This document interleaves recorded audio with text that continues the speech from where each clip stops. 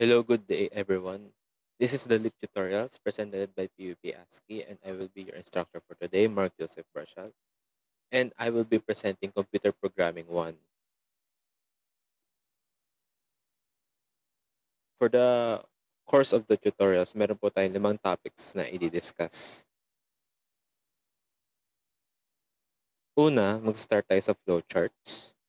Susunod sa pseudocodes. Pangatlo yung basic program structure.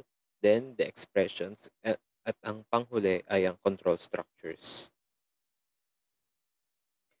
So magsisimula tayo sa flowcharts. What is a flowchart?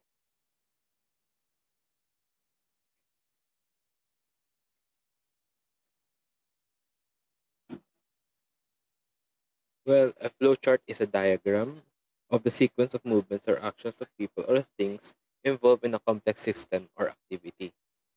A flowchart can be also defined as a diagrammatic representation of an algorithm, a step-by-step approach to solving a task. The flowchart shows the steps of boxes of various kinds and their order by connecting the boxes with arrows. So, sa madaling salita, ang flowchart ay isang visual representation ng isang system or isang activity. Flowcharts are used in designing and or documenting simple processes or programs. Like other types of diagrams, they help visualize what is going on and thereby help understand a process and perhaps also finding less obvious features within the process like flaws and bottlenecks. So in the general sense, flowcharts flow from top to bottom and left to right.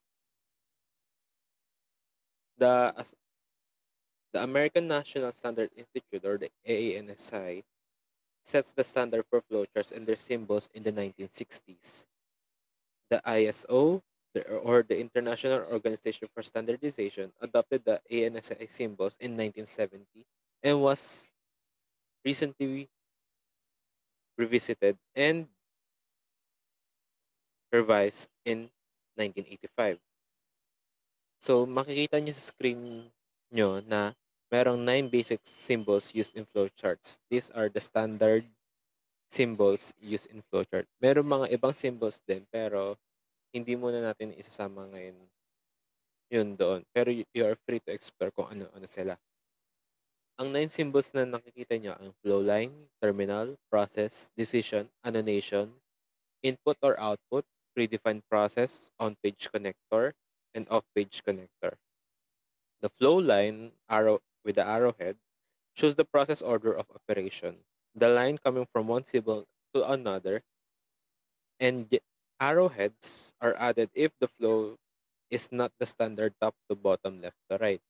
So kadalasan ang flow line ay tinuturo kung saan papunta ang flowchart. Then para sa simply for the sake na maayos yung flowchart, yung direction niya, typically nagdadagdag tayo ng arrowhead sa flow line para mapakita natin kung saan patungo yung flowchart. Next is the terminal. The terminal indicates the beginning and end of a program or sub-process. It is represented by a stadium or a rounded rectangle. They usually contain the word start or end or another phrase signaling the start or end of a process or sub-process. So sa terminal, ito yung tumutulong sa inyo para ma-determine kung saan kayo magsisimula sa isang flowchart or sa isang sub-process ng isang system. Kadalasan, may word na yan na start or end or other synonymous words na pwedeng makapag-identify kung anong ginagawa ng general activity. Next is the process. The process represents a set of operations that changes value, form, or location of data. It is represented by a rectangle. So, ang process ay pinapakita niya kung ano yung mga nangyayari sa system or sa activity. Kadalasan ito yung ginagamit sa pagbago ng data or something related. Decision. Decision shows a conditional operation that determines which one of the two paths the program will take. The operation is commonly answerable by yes or a no, or it is a truth test. It is represented with a diamond. So sa decision, pagka merong gusto kayong i-check, decision ang ginagamit natin. Then, magkakaroon siya ng dalawang flow line, which is the two directions kung saan papunta ang program is either a yes or a no, true or false, or something synonymous. Either one of the two flow lines ay susundin. And kadalasan, or most of the time, yung flow line na nanggaling sa decision symbol ay labeled na with a yes or a no. Annotation. Annotation or comment indicate additional information about a step in a program. It is represented as an open rectangle with a dashed or solid line connecting to the corresponding symbol of the flowchart. Ang annotation ay walang role sa nangyayari sa flowchart. It is just a comment about another symbol with a meaning. Kuwari, sa process, may indicated activity dyan. Pero, hindi masyado nauunawaan ng nagbabasa. So, ginagamit ang annotation para mas naunawaan ng nagbabasa at ng gumagawa kung anong ginagawa ng process na yun or other symbols. Input or output. Input or output indicates the process of inputting and outputting data, as in entering data or displaying the results. It is represented by a rhomboid. So, sa input and output or output na symbol, nag-i-indicate yan kung kailan papasok yung data or kailan ipapakita ang data. Hindi sa input or output, hindi mo pwede baguhin ang data dyan. It is just an indicator kung saan papasok ang data ng flowchart and saan siya ipapakita. Predefined process. It shows names processes which is defined elsewhere. It is represented by a rectangle with a double-struck vertical edges. On-page connector. On-page connector appear in pairs. These are pairs of label connectors replace long or confusing lines on a flowchart page. It is represented by a small circle with the letter inside. Itong on-page connector ay nakakatulong para sa complex charts. Kunwari, may gusto kang part ng flowchart na kailangan ma-emphasize. Pero dahil sa complexity ng flowchart, medyo mahihirapan ang nagbabasa. So, ang ginagawa kadalasan is yung part na i-emphasize ay ibubukod ng space. Then, gagamit na lang ng on-page connector para ma-determine kung saan patungo yung flowchart na mas naunawa na nagbabasa. Off-page connector. It is a labeled connector for use when the target is on another page. It is represented as a home plate-shaped pentagon. Ang off-page connector naman ay kadalasan ginagamit pag piniprint ang flowchart. Kadalasan, pag yung page break ng size ng paper ay hindi enough para ipakita yung buong flowchart. So, kadalasan, yun na ang ginagamit is off-page connector and itutuloy na lang on the next page.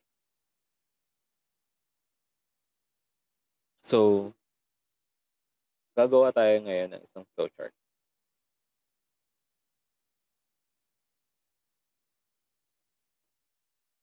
Sabihin natin magla-login tayo sa Facebook. So, syempre, start.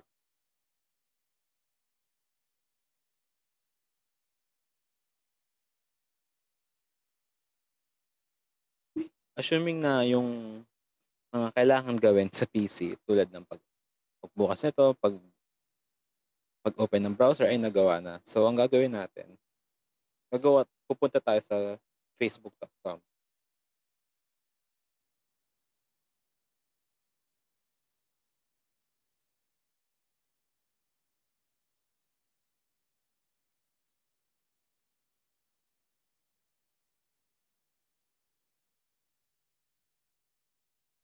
So, nakapunta ka na. Tapos, nasa login page ka na. Kasi hihingin ngayon yung credentials mo. So, lalagay natin yung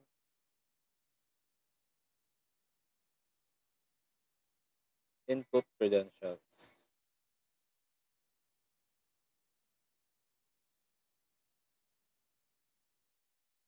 So, nalagay na. Pero, itatanong natin kung tama nga ba yung credentials na nilagay. So, nagawa tayo ng diamond. Tapos nalagay natin, are credentials correct?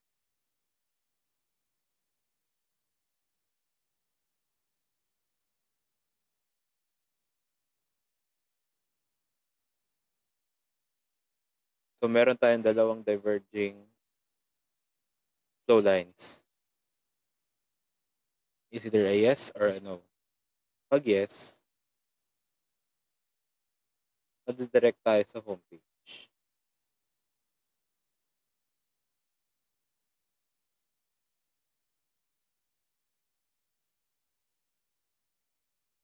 Pag no naman, magdi-display ng error page.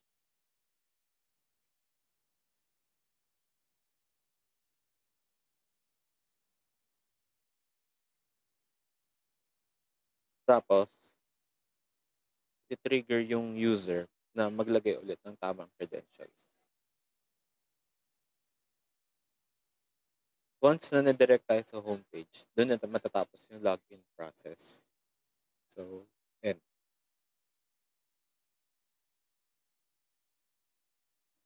So, kailangan sa paggagawa ng flowcharts na malinaw yung direksyon na magtutunguhan ng program or ng system mo. And it is at importante na rin na properly labeled yung mga symbols.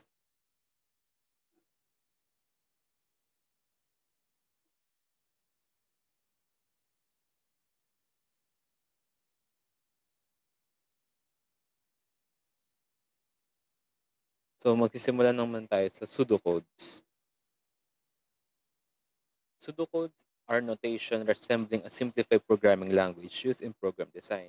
Pseudocodes is a detailed yet readable description of what a computer program or algorithm must do, expressed in a formally styled natural language rather than in a programming language. Pseudocode is sometimes used as a detailed step in the process of detailing a program. So, ang pseudocode is parang human language version ng isang code or algorithm. Ginawa ito para mas mauunawaan ng isang nagbabasa, particularly yung mga hindi pa bihasa sa programming, na maunawaan ng isang simpleng algorithm. No broad standard for pseudocode syntax exists, as a program in pseudocode is not an executable program. However, certain limited standards exist such as in academic assessment. Tulad nito, pseudocode resembles skeleton programs which are compiled without errors. So,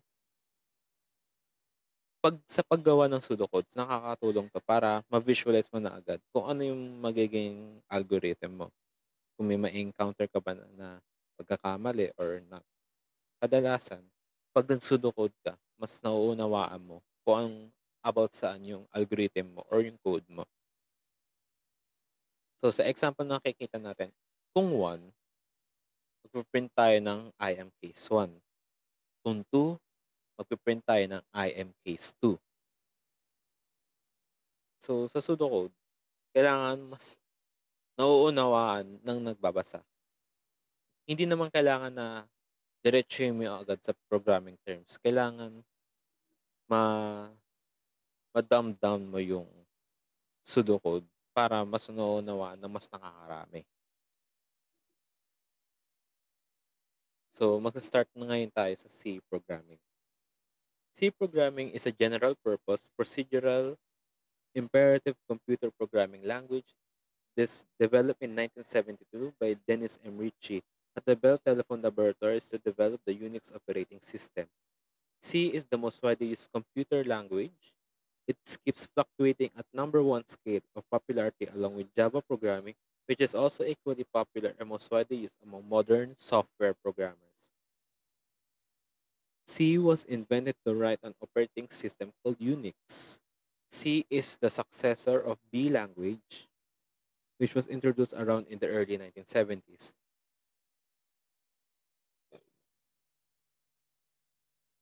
The language was formalized in 1968 by the American National Standard Institute, or the ANSI, The Unix operating system was totally written in C. So today, C is the most widely used and popular system programming language, and most of the state of the art software have been implementing using C. So magsisimula tayo sa identifiers. Identifiers are used to represent names in your programs like variables, arrays, function, and more. C identifiers represent the name in the C program. An identifier can be composed of alphanumeric characters and the underscore. If the identifier is not used in the external linkage, then it is called an internal identifier. If the identifier is used in the external linkage, then it is called an external identifier. So sa paggawa ng identifiers, meron tayong rules na sinusunod. Ito yun. First rule is the first character of an identifier should be either an alphabet or an underscore. Then it can be followed by any character, digit, or underscore. So,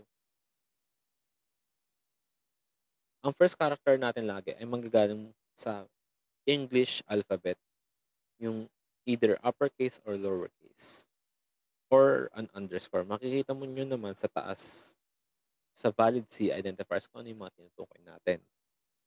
So, pwede rin tayo mag-start with a capital letter or small letter or underscore.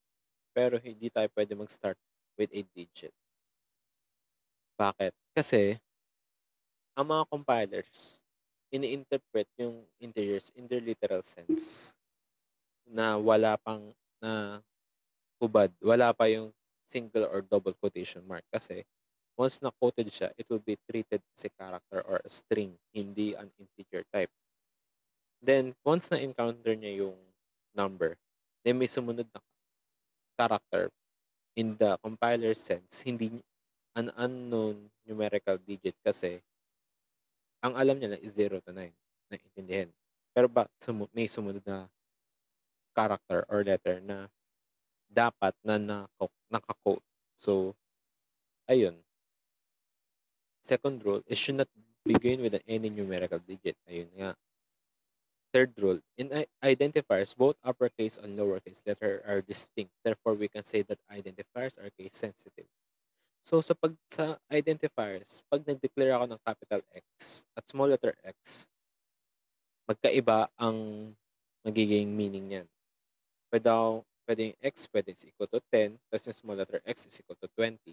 Pero, yung the way na pag-name ng identifiers na magkakaparehas yung characters, pero magkakaiba ng case ay magkakaroon sila ng ibang meaning, pero once na humaba yung code or yung ginagawa mong program is may certain complexity, medyo maguguluhan ka kung alin ba sa dalawa ang gagamitin mo since same same content lang sila halos sa case lang nag-iba and mas maguguluhan ka lalo na pagdating sa algorithms. Rule 4, comma or blank spaces cannot be specified within an identifier. So, ang comma and blank spaces ay naghihiwalay sa identifiers. Number 5, keywords cannot be represented as an identifier. So, sa C, meron tayong certain words na may predefined meaning na madidiscuss mamaya. Pang-anim, the length of the identifier should not be more than 31 characters. So, sa C, kahit yung 52 letters, 10 digits, and underscore, hindi naman natin mamamaximize yan. Pwede naman na,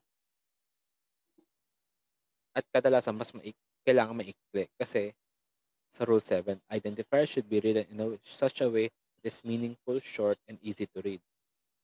Kadalasan, ang ginagawa sa mga identifiers, sa unang tingin mo pa lang, alam mo na kung ano siya at kung anong purpose niya.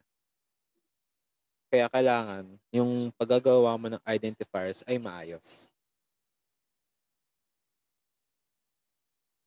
So, keywords.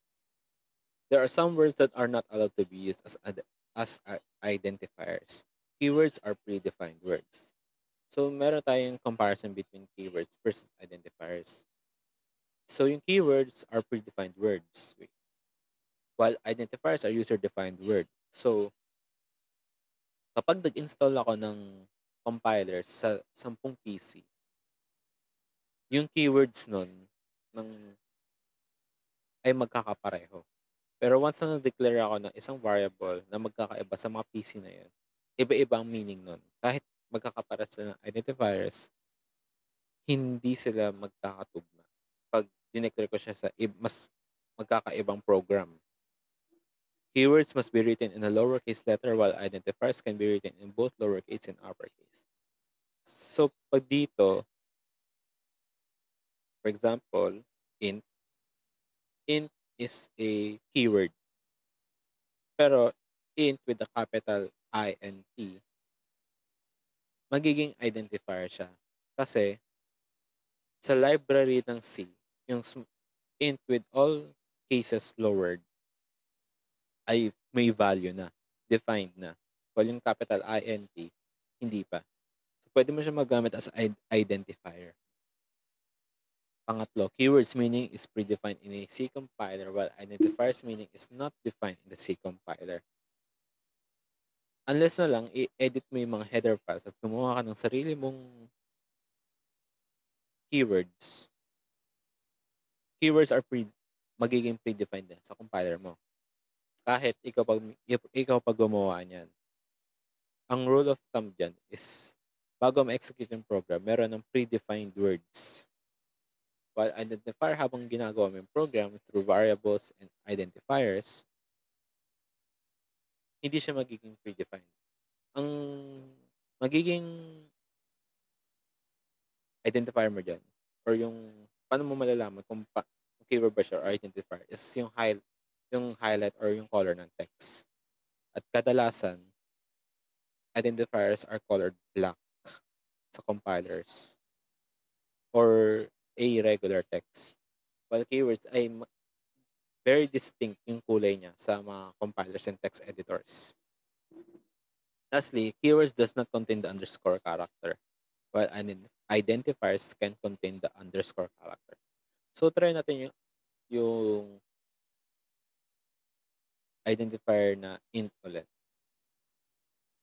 Since yung int na all small letters ay predefined na, pero pag naglagay ako ng int with an underscore, magiging identifier siya. Kasi itong buong to, ay predefined na sa libraries ng C. While yung underscore int ay hindi pa.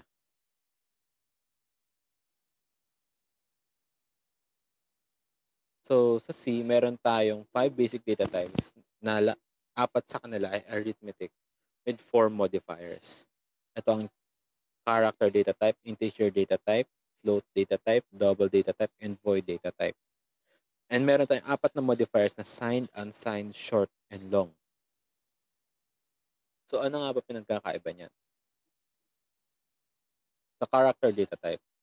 The character data type is the smallest addressable unit of the machine that can contain the basic character set. It has a minimum set of 8 bits or 1 byte. It has a format specifier of %C. It has a range of -128 to +127. And it primarily stores single bit or multi-bit characters. So makikita sa example na yung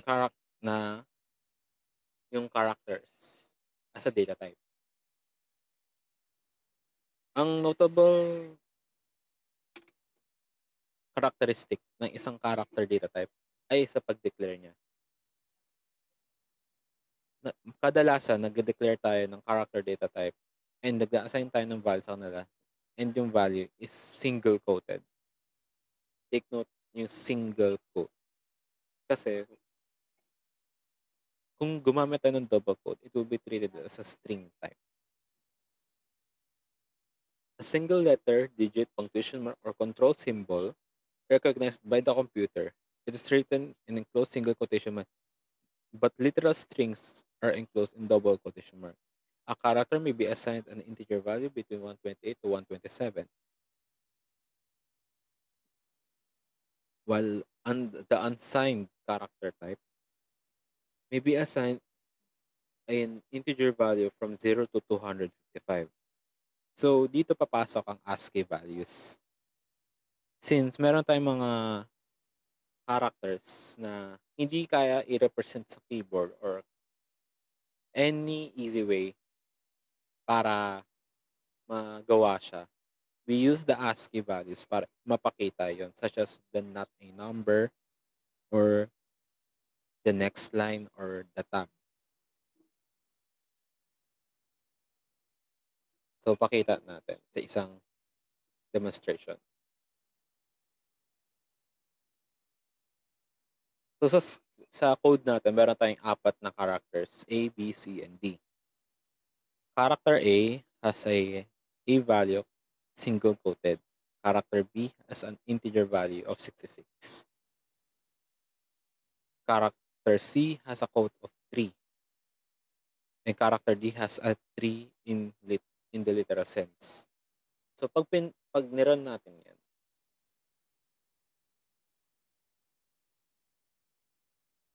ang lumabas A, B, 3, and period.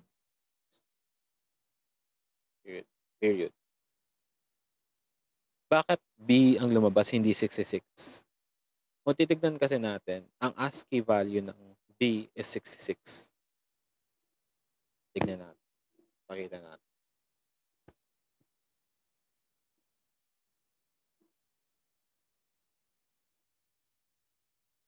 So, kung hindi natin kinote ang isang number sa character data type, ang lalabas dyan, yung corresponding ASCII value niya.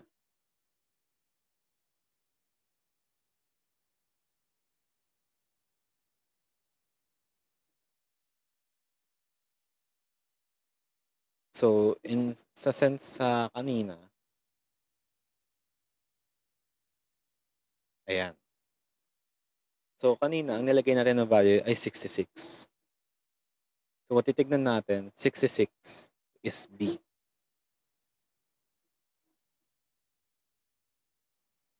Then, meron rin tayong mga characters na hindi kaya ma-represent sa keyboard tulad ng null, start of heading, start of text, unit separator, group separator, escape, delete, device control, shift in, shift out, and form feed.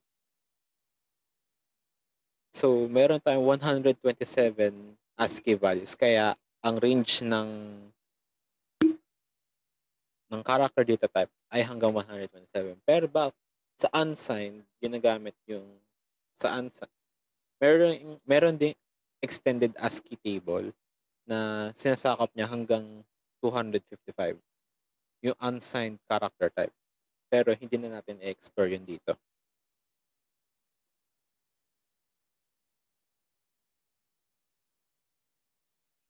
Ang susunod na character na data type is the integer data type.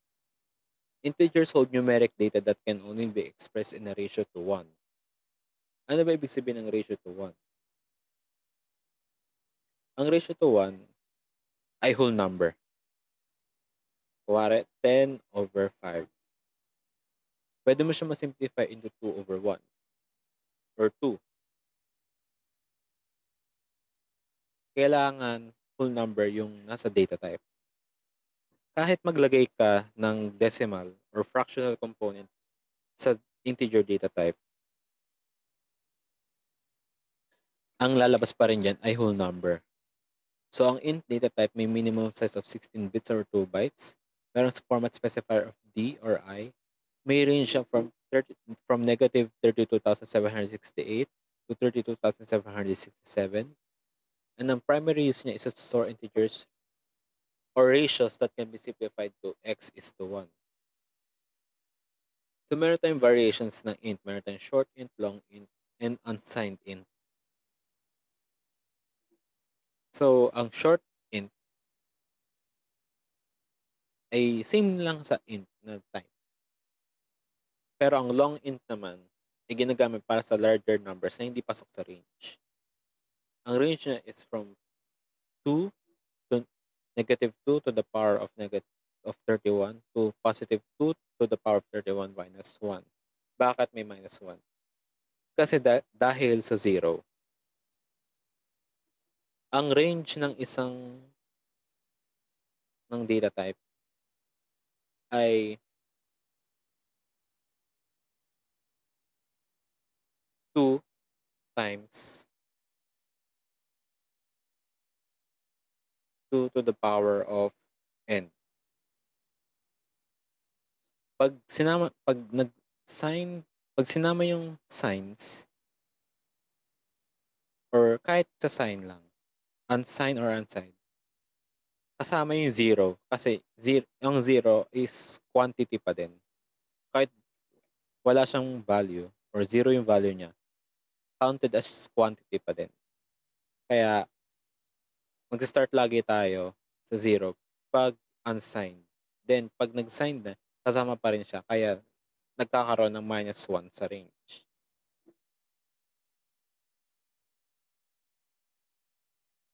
An important thing din na hindi pwede magkaroon ng comma sa integer. Yung thousand separator ng mga digits. So kung i-run natin siya sa isang as a code,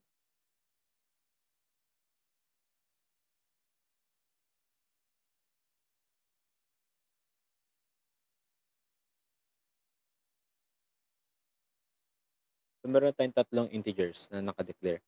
10, 10.5, tsaka 45. Pag nirun natin yan, ano lumalabas? 10, 10, and 45.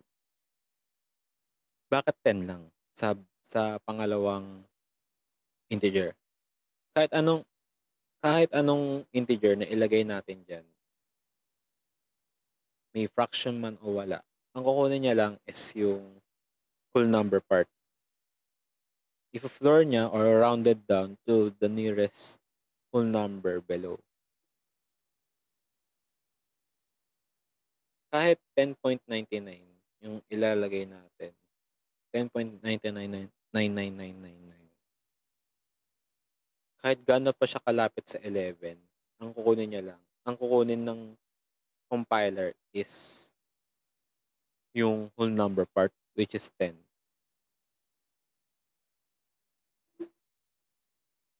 Susunod is yung float data type.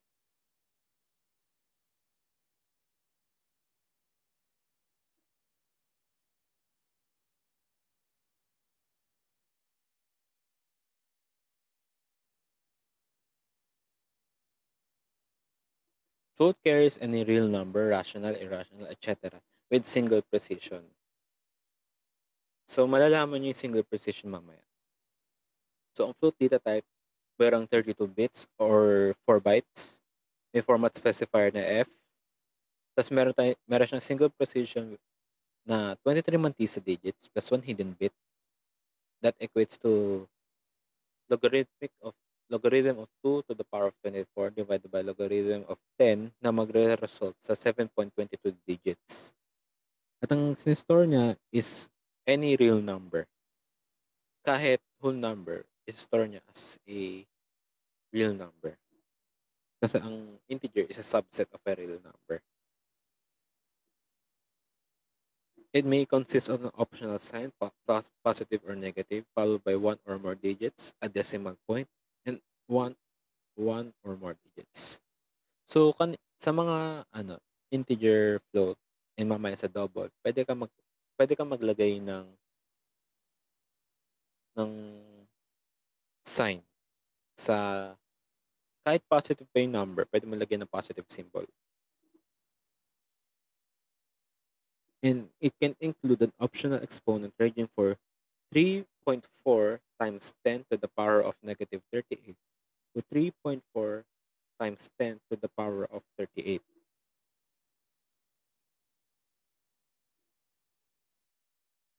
Susunod, ang double data type. Double carries any real number with double precision compared to a float data type. Kaya double ang pangalan kasi yung precision niya is double. Same number of bits, 32 bits or 4 bytes. Format specifier of LF or long float. Since double ang precision niya, meron to siyang 52 mantisa bits plus 1 hidden bit. So, ang magre-result yan, logarithm of 2 to the power of 53 divided by logarithm of 10 na magre-result sa 15.95 digits ang accuracy, ang precision niya. So, makikita natin dito yung pinagkaiba ng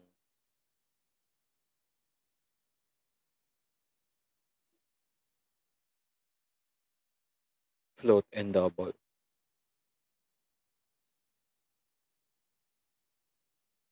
Sa unang float,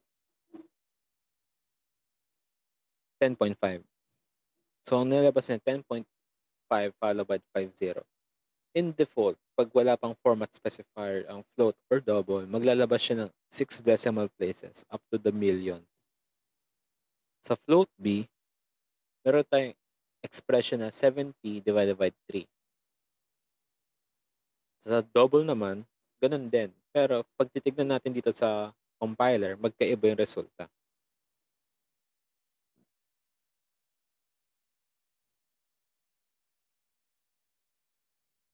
So sa float, ang dulong number ay 4. Sa double naman, ang dulong number ay 3. Pero sa mathematics, ang 1/3 is expressed as 0.33 non-repeating, uh, non-terminating repeating. Pero since ang float ay meron lang single precision, minsan na-off yung huling set of ng numbers. Kaya kung gusto mo ng mas accurate na sagot, kailangan double ang ginagamit natin. Ang float, pwede naman gamitin yung float, pero advisable siya sa mas maliit na numbers. Since, for example, yung pi, since non-terminating, non-repeating siya, may tendency na yung susunod na digits ay magkakamali compare sa actual value niya. And napaka-importante na makuha yung actual value, lalo na pagdating sa mga simulation and modeling. Na isang maling digit lang, pwede mabago yung resulta ng lahat.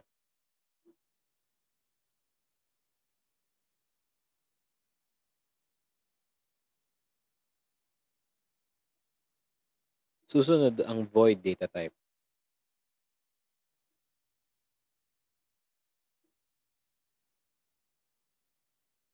Ang void data type has no value.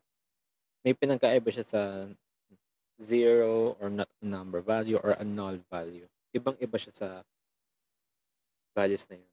Pero three uses ang void. Number one, to declare explicitly a function as a returning no value.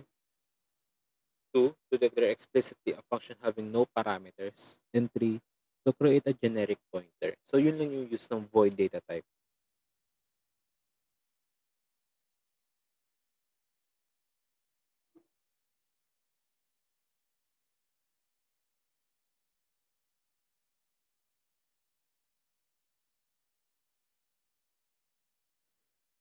So sa C, meron tayong other data types na pwede natin ma-consider para magamit, like the signed and unsigned versions ng chars, short int, long int, and long int. Tapos meron rin tayong long double. Tapos meron rin tayong derived data types like the array, pointer, structure, and union, and the enum data type.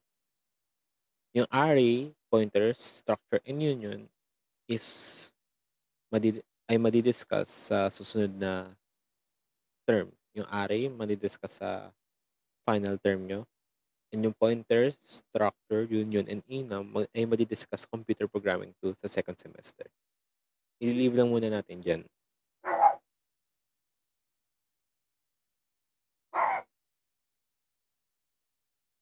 So variables in C, variables are identifiers that can be assigned with a value.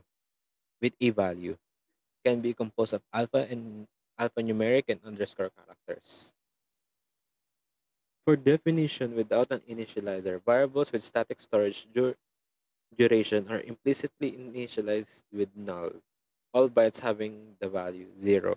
The initial value of all other variables are undefined. So, sa pag-initialize ng kailangan ma-initialize natin yung mga variables natin kasi dineclare natin, dinefine natin, kailangan din natin maggamit kasi kung hindi natin gagamitin, nagte-take up lang siya ng memory sa ng sa sa pag-program. Kung magde-declare ka ng variables, pwedeng marami sa isang line provided na iisang iisang data type lang siya. Makikita niyo sa pangatlong example.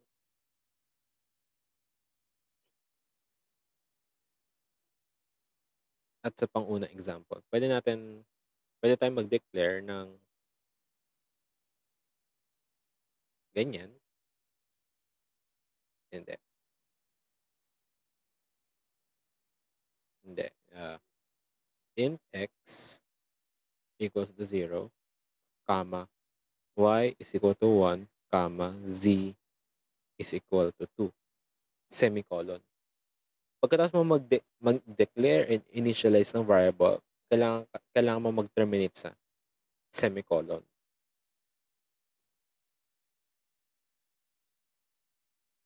So sa pag-assign ng value, variables are assigned with values resulting from a function, expression, or defined by the user. So meron tayong L value and R value. An L value are expressions that refer to a memory location. An L value may appear as either in the left hand or the right hand of an assignment. The term R value refers to a data value that is stored at some address in memory. An R value is an expression that cannot have an assigned to it, which means an R value appear on the right hand side but not on the left hand side of assignment. So tignan natin ito sa valid example. We have x is equal to 45.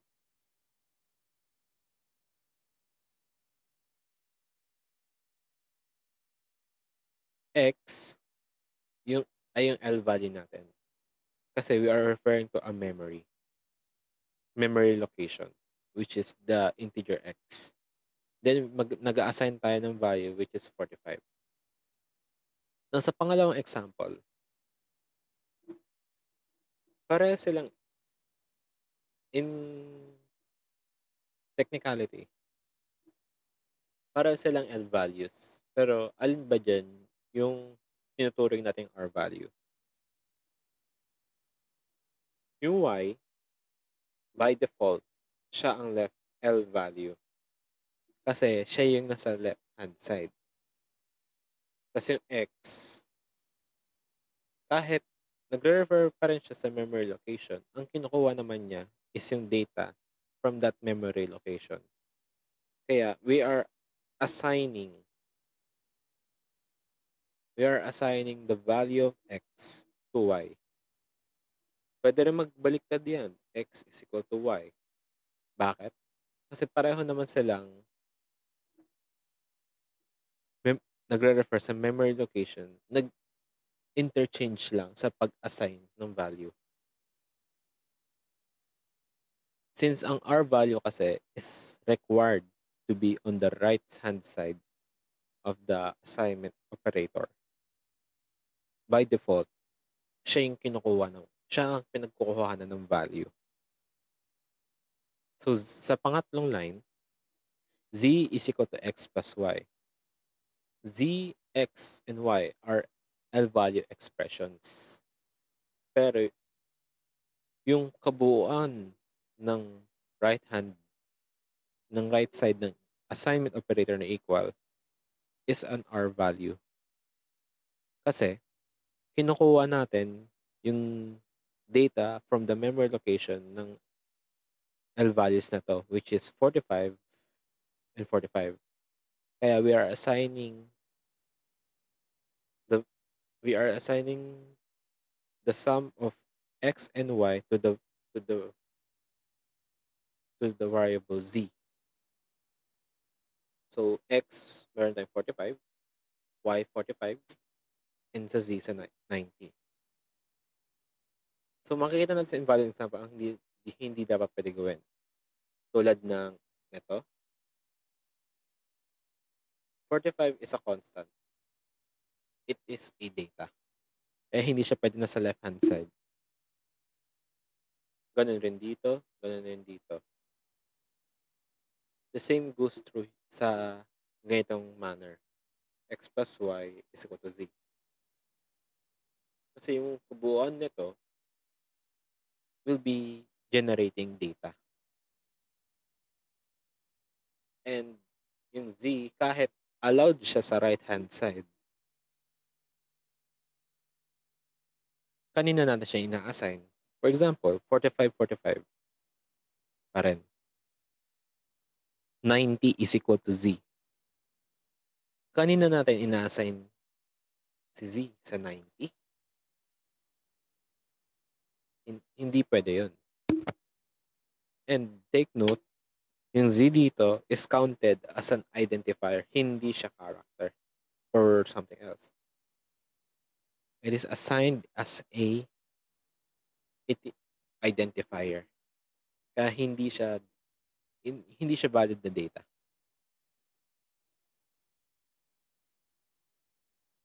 So sa variables, we have the global and the local type. The global variable are variables that can be used by all blocks.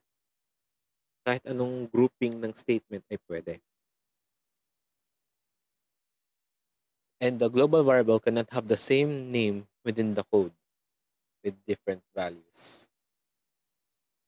Kasi, pag nag-declare ka ng global variable twice with different meaning, ang masusunod yan will be yung latest na mababasa ng compiler.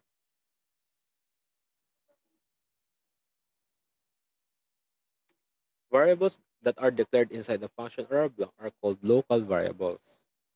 They can be used only by statements that are inside that function or block. Global variables are defined outside a function, usually on top of the program.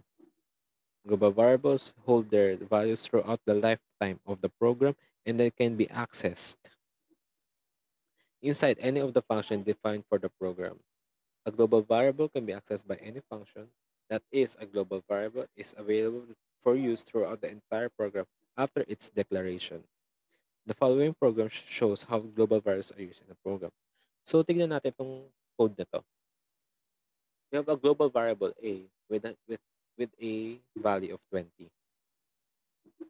Then we have this block. By the way, yung block is defined by a single line kung walang curly brace or may curly braces. Ang tawag dito is a block na. Block na to.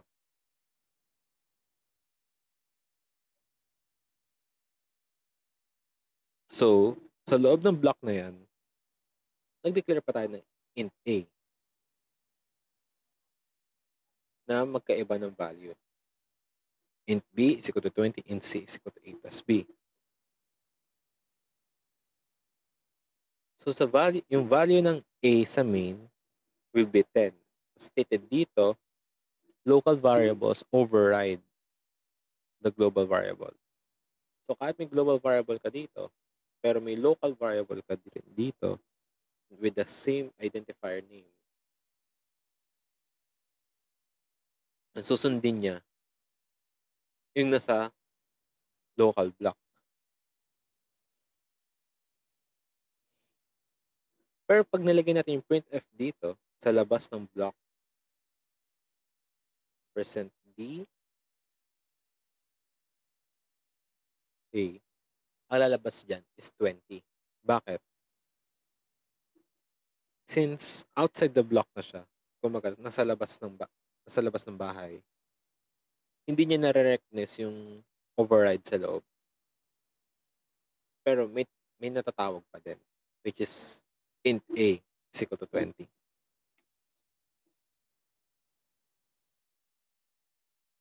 Another example.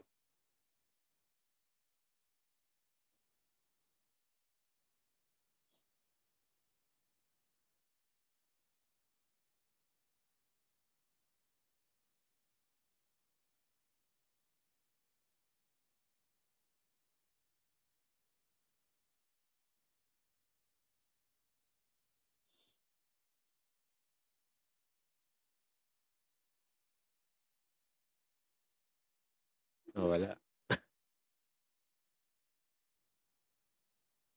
Ito.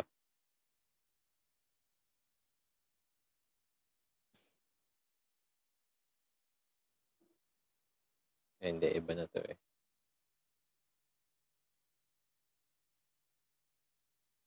Nawala ang code. So, proceed tayo sa next. Ito na explain naman na.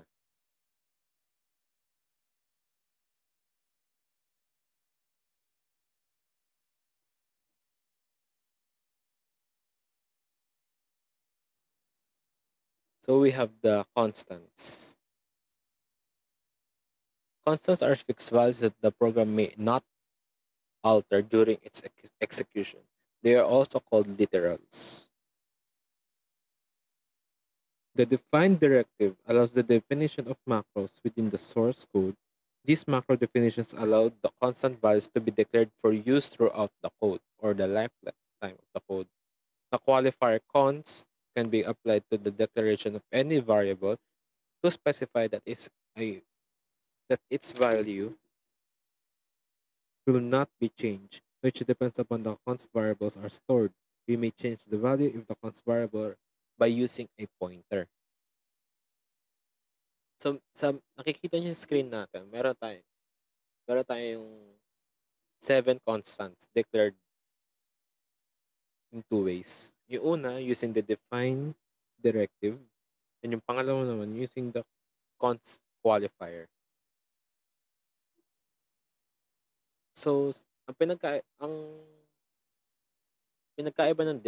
ng define directive sa const qualifier is sa define, dire-diretso yung paglagay. While sa const qualifier, kailangan pa natin i-assign sa isang identifier.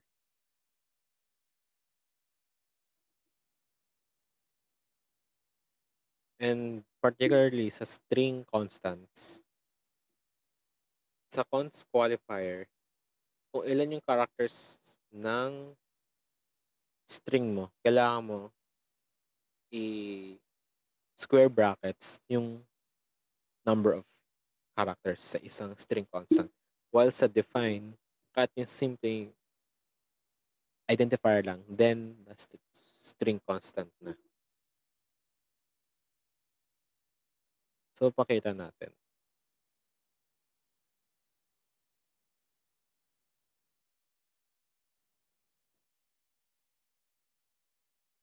So, dito, meron tayong tatlong define directives. The length 10, the width 5, and the new line. Then, sa loob, meron tayong const, const qualifier, which is the pi, 3.14. Pag nirun natin to,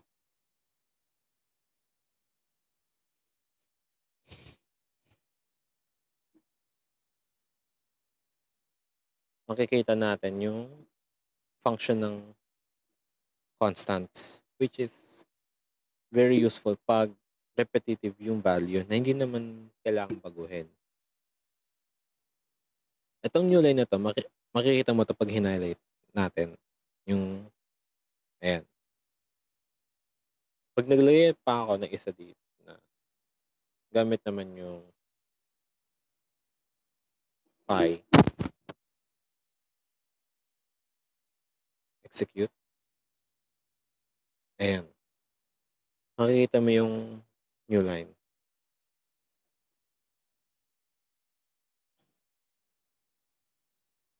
Itong white space na to,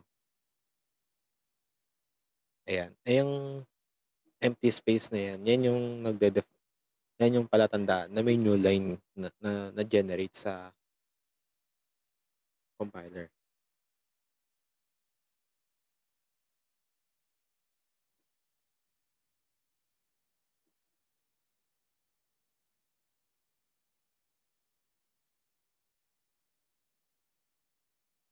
So, ang susunod is yung operators. An operator tells the compiler to perform a specific mathematical, relational, or logical manipulation. Operators are the foundations of any programming language. Thus, the functionality of the C programming language is incomplete without the use of operators. We can define operators as symbols that help us to perform specific mathematical and logical computation on operands. In other words, we can say that an operator operates the operands. So, sa operators, meron tayong five categories for operators. These are the arithmetic, relational, logical, assignment, and bitwise operators. Then meron tayong tatlong miscellaneous operators na madidiscuss mamaya. So, ang una ay ang arithmetic operators. Arithmetic operators perform the basic mathematical functions such as addition, subtraction, multiplication, and division.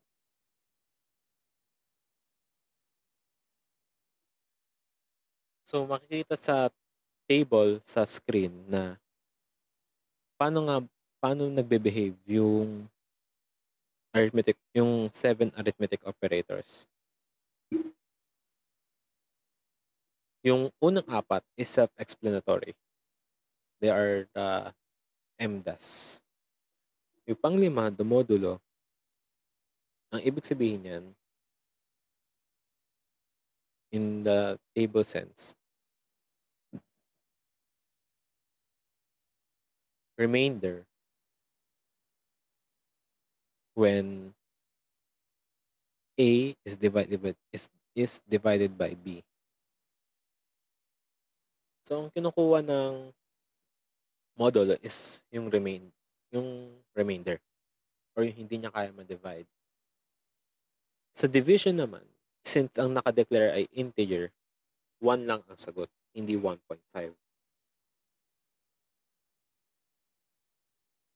Para magkaroon ka ng exact answer sa division, kailangan mo ma-declare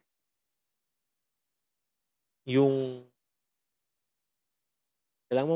at least one of the operands na float or double. Pati na yung resulting variable if meron. Try natin.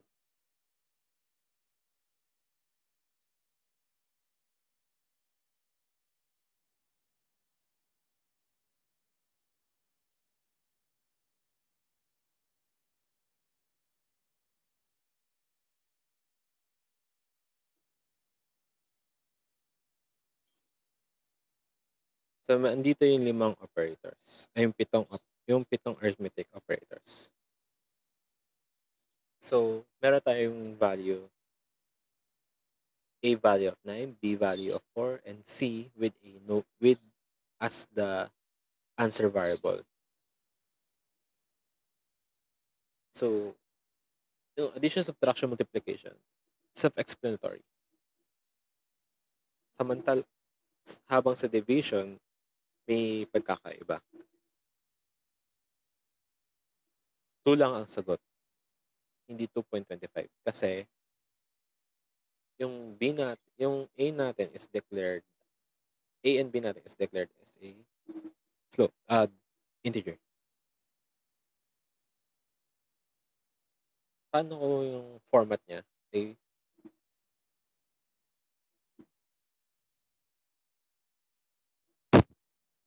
Paano ko yung answer, paano ko yung answer ay isang float or double? Try natin.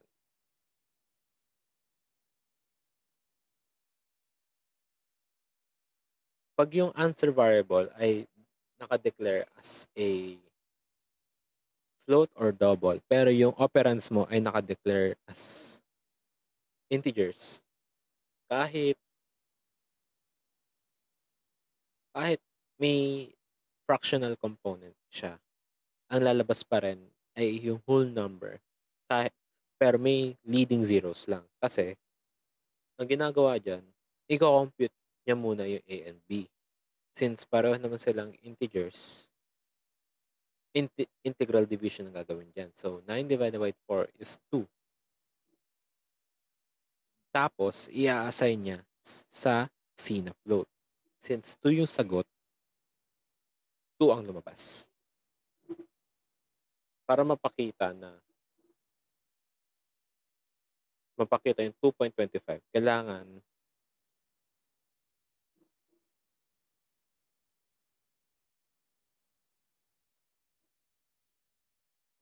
na at least isa sa operands ay float.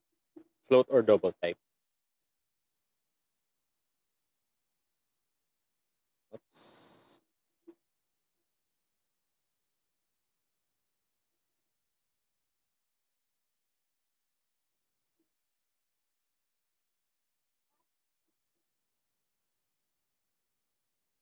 Ayan.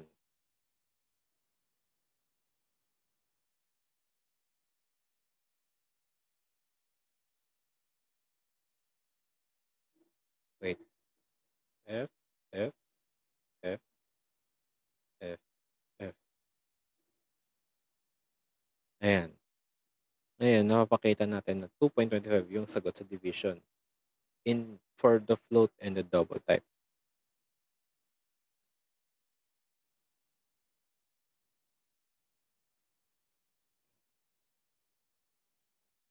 Ang susunod is yung relational operators.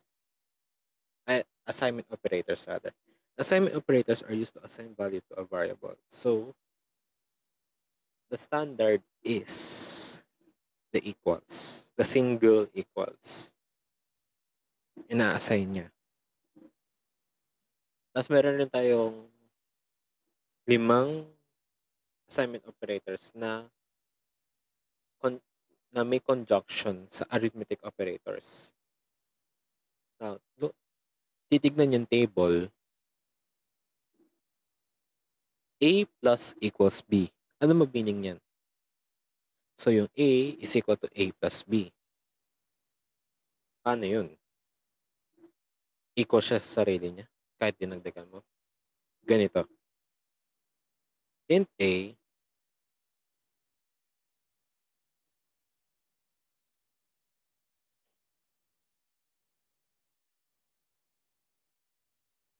int A is equal to 30, B is equal to 20.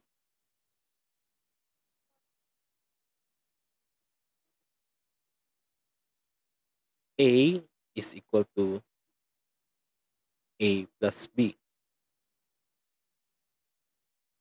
Ang unang gagawin dyan, pagdating sa assignments, or A plus equals B. Ang unang gagawin dyan is i-compute muna yung R value, which is yung nasa right side. So, 30 plus 20 is equal to 50.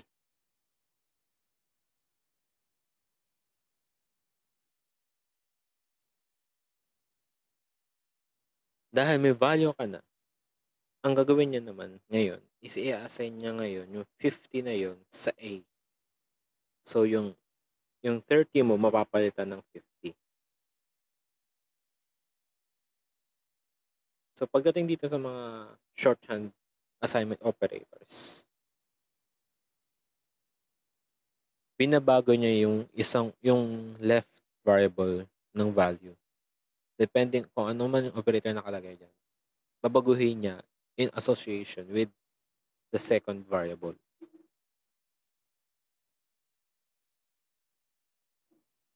Susunod ay ang relational operators. A relational operator checks the relationship between two operands. So, bago tayo dumiretso sa relational operators, check muna natin yung Boolean type or yung Boolean values. Since ang C ay wala namang Boolean data type na magbibigay ng true or false, ang C programming language ay nagre-rely sa integers na 0 or 1. 0 with as false, 1 is true. So, kung makikita sa tables na nasa screen, A is equal to B, given that A is 30, B is 20. Ang sagot niya is 0. False.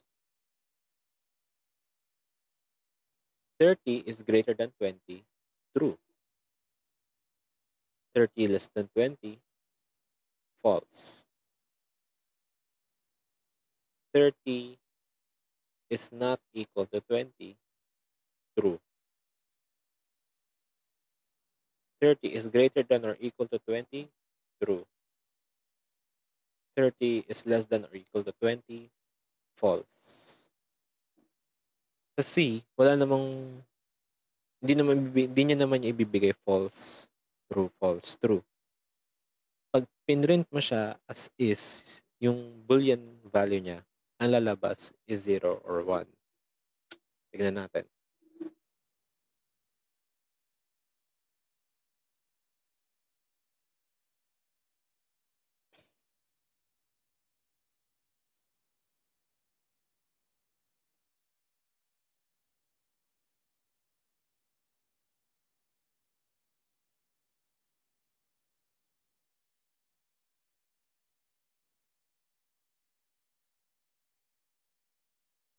Okay, nag-refresh lahat. Nawala. So, tignan natin.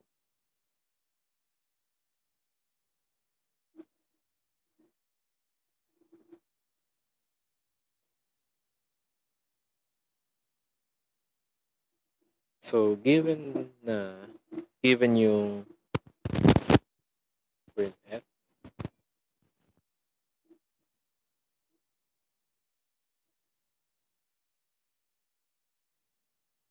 A is not equal to B. %D.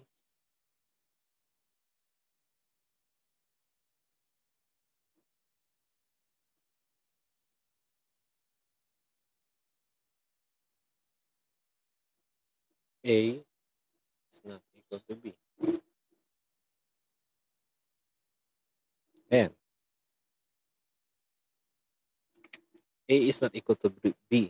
Kaya true. Pero hindi true ang lumalabas pag in-output yung boolean value is 1 or 0 ang lalabas. Kapag A is equal to B,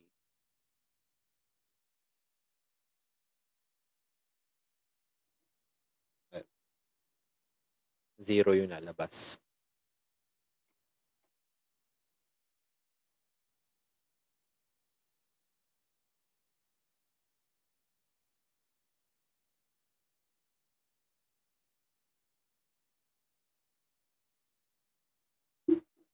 Susunod dyan ay ang logical operators. Logical operators are used to combine or complement one or more conditions. So, ang relational operators ay nagko-compare ng values. Habang ang logical operators ay nagko-compare ng Boolean values. Sa end, sa logical end, all cases are true.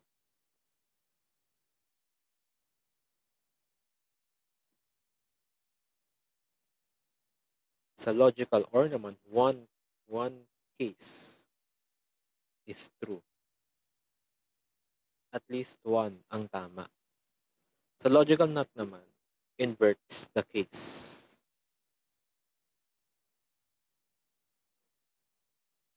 So makikita natin sa table sa screen, A is greater than B. True. B is greater than C. True. Parehong true. 1.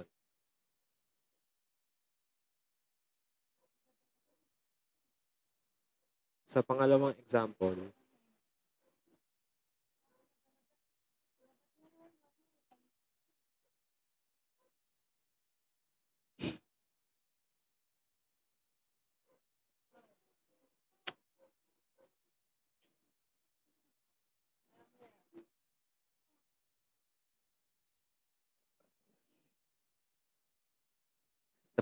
example,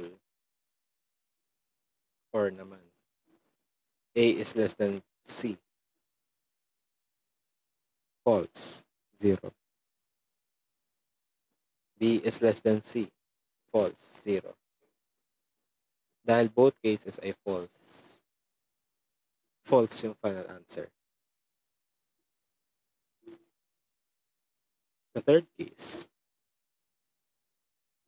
B plus C is 30. 0 dapat to. 30 is equal to 30. True. Dahil not true, false. 0.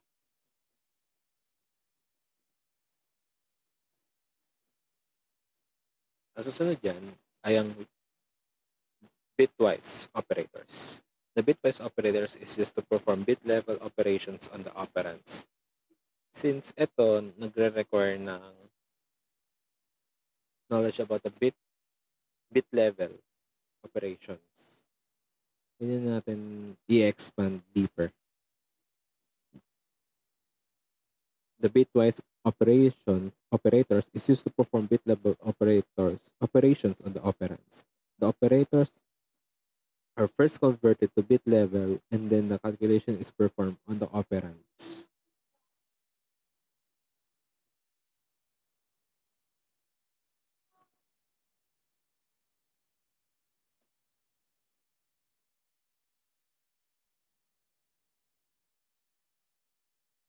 So sa C, meron tayong miscellaneous operators.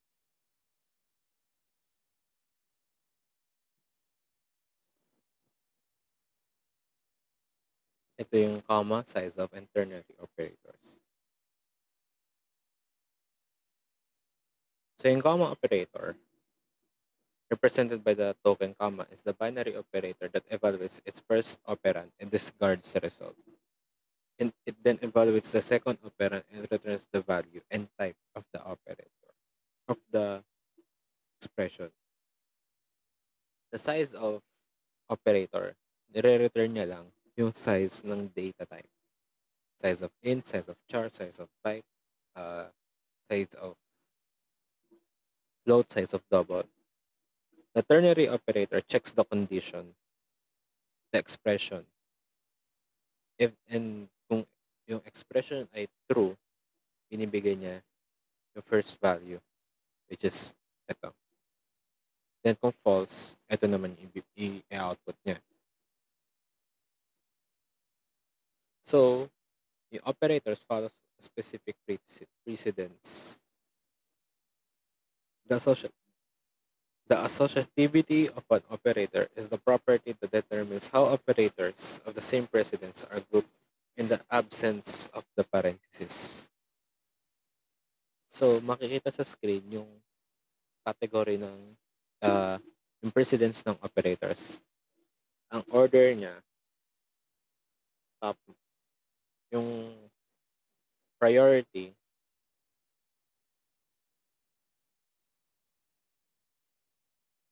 one, two, three, four, and so on.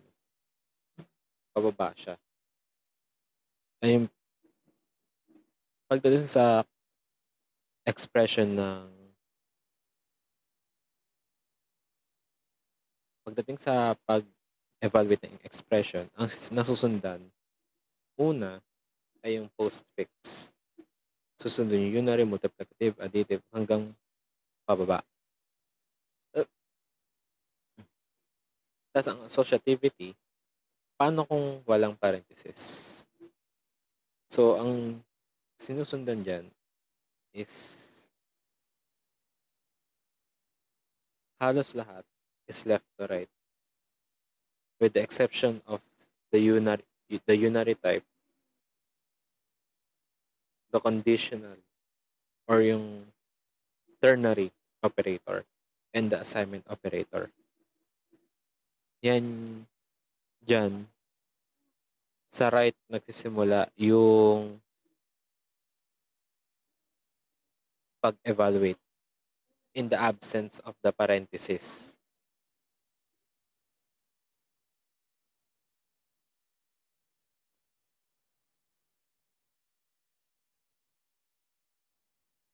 Preprocessors.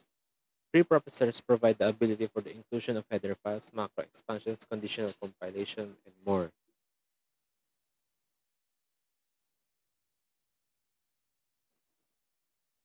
Define and include are some of the preprocessors. The include processor, preprocessor, commonly known as a macro include or header file. It causes a copy of the file to be included at this point in the file when the compilation occurs. So typically, header files end with the .h. Other standard header files for the C system are the stio.h, the string.h, and the math.h. These declarations of the function in the standard library, macros, structure templates, and other programming elements that are commonly used. So, itong mga header files na to ay essential para sa pag-function ng isang program. Particularly ito, yung nauuna. Kasi ito yung standard na laging kasama. Yung define preprocessor naman as na-discuss kanina sa constants. So, the standard input. The scanf function provides the primary function of getting input from the user. Paano gamitin yung scanf? Meron tayong controlling string and the address. Ngayon, sa scanf,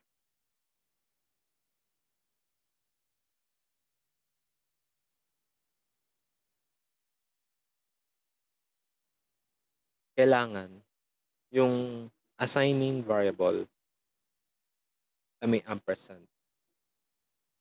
The symbol ampersand is called the address operator, and the expression ampersand x means that the input given by the user will be assigned to the identifier x as type integer kasi %t ang ginamit natin dito.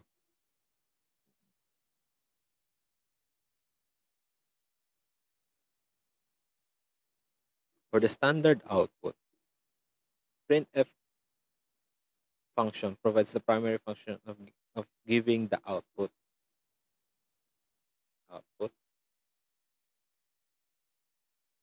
to the user.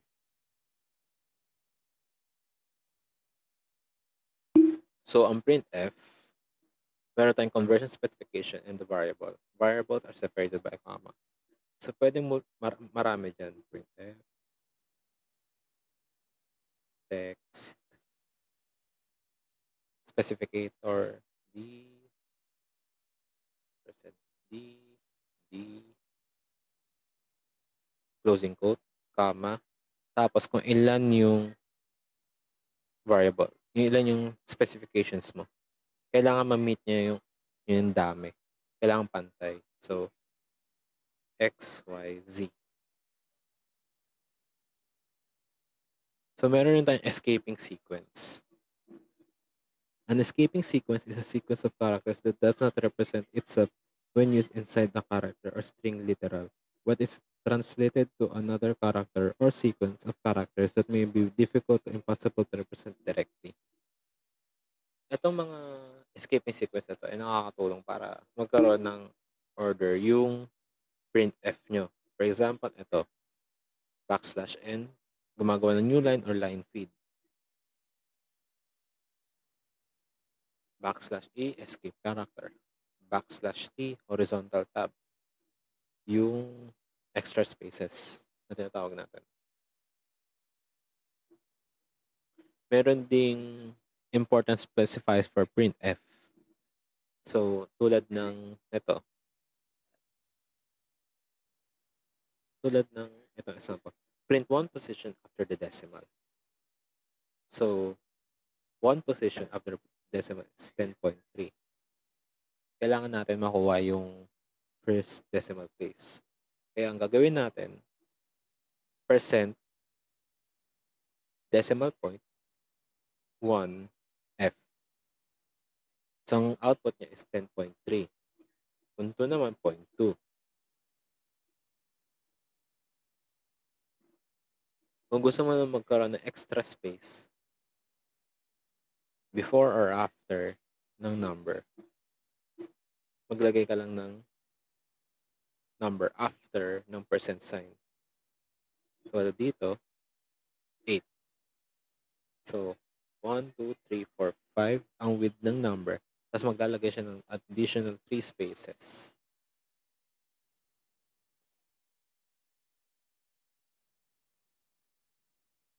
So, meron tayong control structures.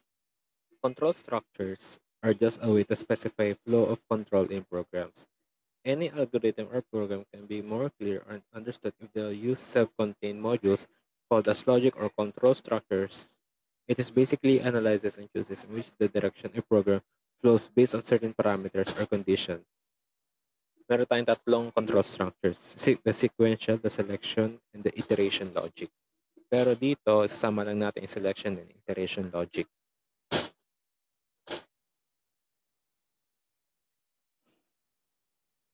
Sequential logic, as the name suggests, follows a serial or sequential flow in which the flow depends on a series of instructions given to the computer. Unless new instructions are given, the modules are executed in the obvious sequence, top to bottom, left to right. Selection logic simply involves a number of conditions of parameters which decides one or more several written modules. It is a condition-based logic. The structures in which this type of logic are also known as conditional structures. And the iteration logic employs a loop which involves a repeated statement followed by a module known as the body of the loop.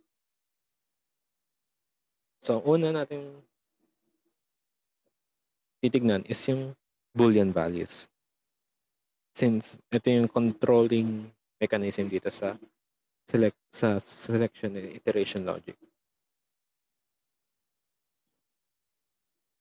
Boolean values are not actually stored in Boolean variables as the word true or false.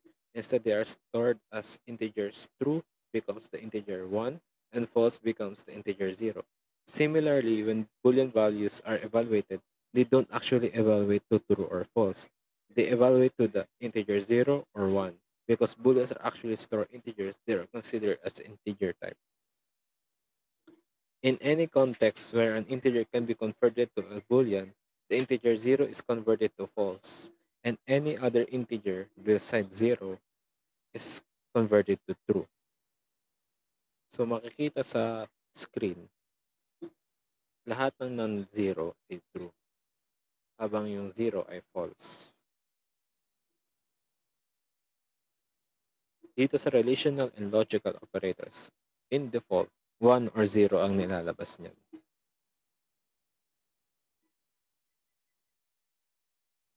Single alternative selection logic or the if statement. The if statement allows code to be executed depending on a given condition.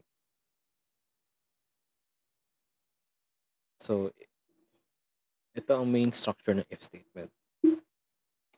Try natin.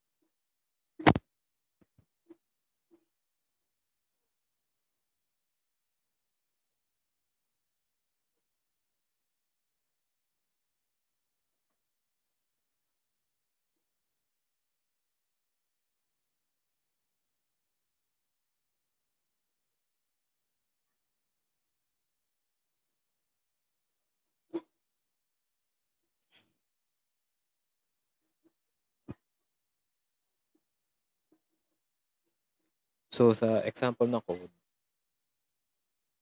x, if x is greater than y, magpiprint siya ng text. Then, sa dulo ng code, magpiprint siya ng integer na word. Pag in-execute natin, integers lang lalabas. Bakit? Itong if block, isang case lang. Hindi siya nagbibigay ng alternative pag hindi na-meet yung condition. Paano ka 100 yung x? Ayan. X is greater than y. Lalabas siya.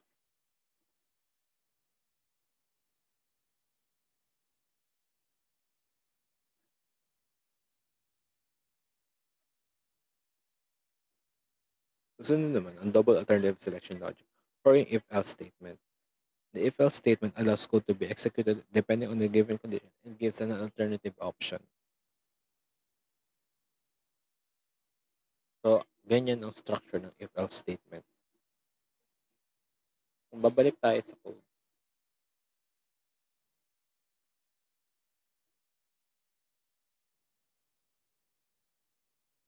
pagdaglagay ng else dito,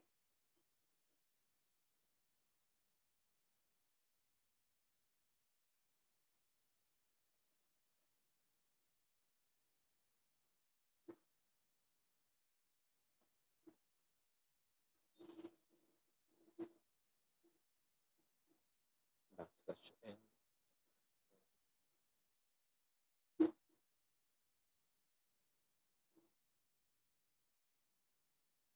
Ayan. Pag na-meet yung conditions, yung unang statement ang susundin. Kung hindi, may alternative option. Pag pinagbaliktad natin, 22. Ayan. Kapag hindi na-meet to, dito agad siya didiretso. Without, hindi niya skin-skip. Kumbaga, lahat ng cases ay covered.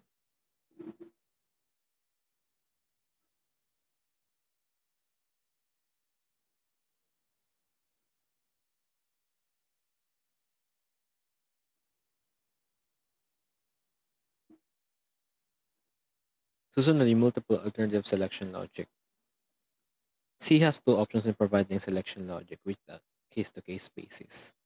The if-else chain, the switch statement. The if-else chain, nagbibigay ka ng multiple expressions. While sa switch statements naman, iisa lang yung expression mo with multiple answers. Kunwari, if x is greater than y, if x is less than y, print less than. Else, if x is equal to y, print equal.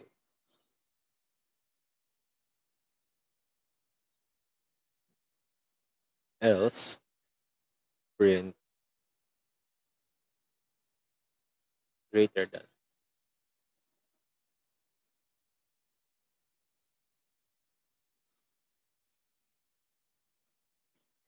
Kumbaga, sa if-else chain, nagbibigay ka ng multiple options. Sa switch naman, iisang condition lang ang sinusundan.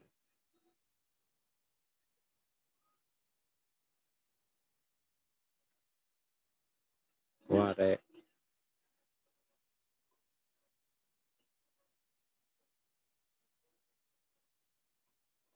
the variable x. Pag ang value niya ay 0, print 0.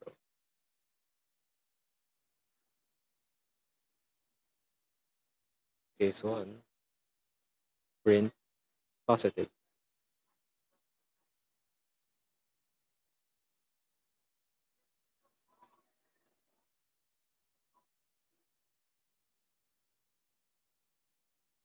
Tapos may default case din, print f, not a number.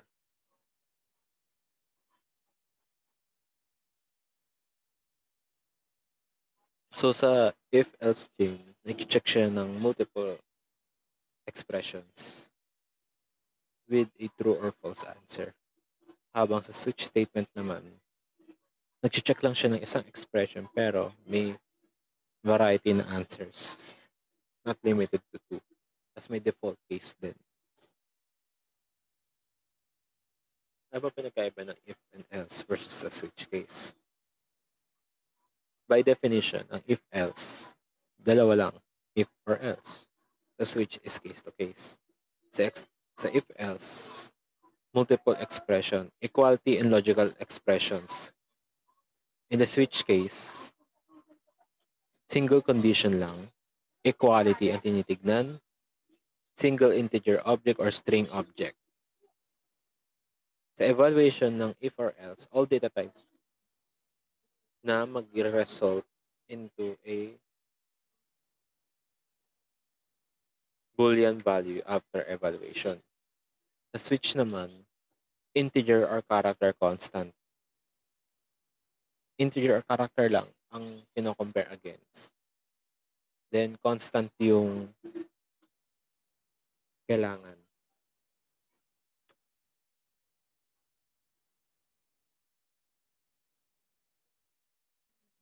For the switch case, the sequence of execution will be one case after another until break. So, bawat case, kung walang break yan, tutuloy siya sa susunod na case. Kailangan may break statement, which will be discussed later. In default execution will be the else block, while the switch will be using the default case. In terms of speed, pag maraming choices, switch ang mas mabilis. Pero kung one or two options lang, it will be the if-else. Now, susunod will be the iteration logic.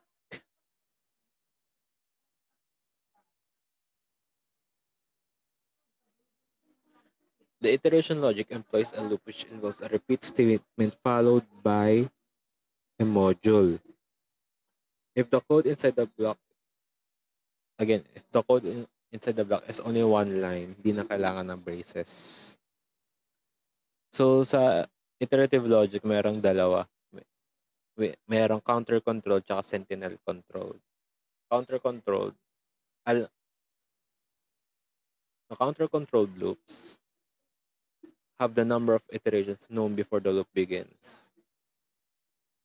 Most commonly found for the for loop and the while loop.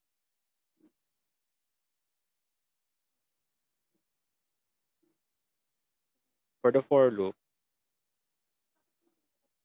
int I 0, condition I is greater than 5, is less than 5, tas ang magiging modifier mo dyan is I++. Pwede rin iba, depende on paano mo babaguhin yung condition mo and yung counter mo. Then, print f %d, then I. Ang ginagawa nito, nagpiprint ng number from 0 to 4. Kung gagawin naman na siya sa while loop, int I is equals to 0, while I is less than 5, printf %d, comma, I, then yung modifier mo na I++, or pwede ring I is equal to I plus 1.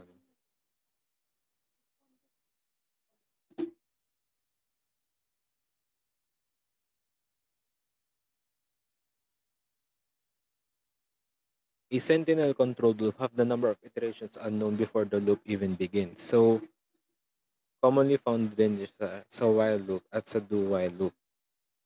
An example nito is kung magpapatuloy ka ba.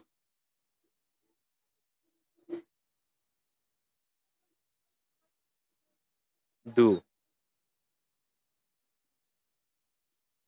Scanf %d I. And I is equal to 0.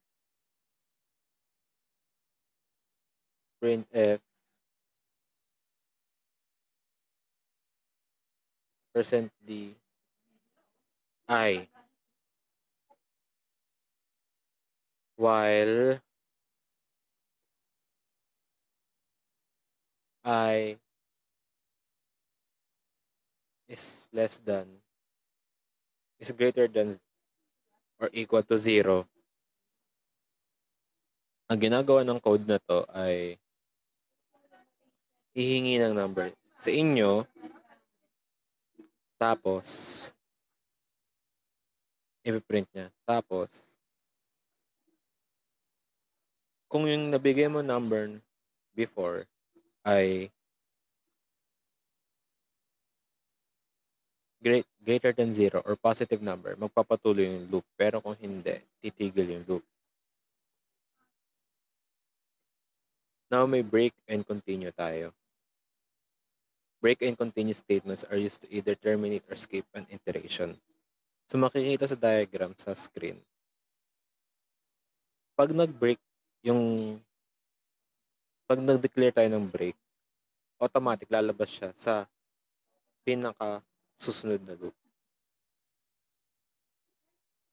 Tapos agad yung while or yung loop rather. Sa continue naman, pag nag-declare tayo ng continue, i-discontinue na agad yung susunod na code. Tapos babalik agad sa simula. Pero iba naman ang iteration niya. Kumbaga, for example, I is greater than or equal to 0. Then, nagkataon, I is less than 0. I is less than 0. Pag break, pag naka-encounter ng negative number, tapos agad yung loop. Dito naman, pag naka-encounter ng negative number, uulitin yung loop. Assuming na hindi nangyari yung negative number. Dito naman nangyari, kaya nag-terminate. So, dun po nagtatapos yung leap tutorials presented by ASCII. And ako ulit po si Mark Barshal, yung instructor for Computer Programming 1.